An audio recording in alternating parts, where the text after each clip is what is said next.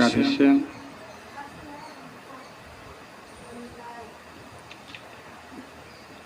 জয় জয় নিতাই, জয় জয় গুরু, জয় জয় শ্রী রাধে, রাধে শ্যাম, জয় জয় নিতাই। আজ আমরা মলমূত্র ত্যাগ বিধি এইটুকুই আমরা জানব। মলমূত্র ত্যাগ করে করব। জয় জয় নিতাই।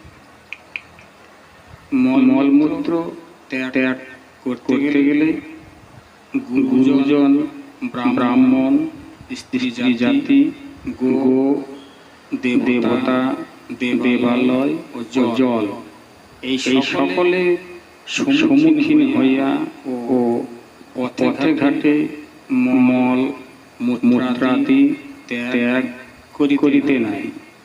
মল মূত্র ত্যাগকালে দক্ষিণ কর্ণে যোগ পবিত্র স্থাপন করিয়া মস্তক আবৃত করিয়া ও মৌন হইয়া মলমূত্র ত্যাগ করিবে।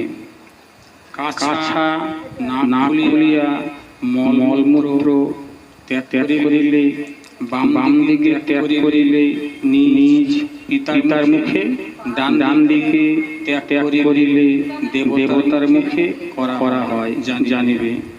মলমূত্র ত্যাগের পূর্বে তিনবার হাতে তালি দিয়া মৌনভাবে মলমূত্র ত্যাগ করিবেন। জয় জয় নিতাই, জয় জয় গুরু, জয় জয় শ্রী রাধে, রাধে শ্যাম।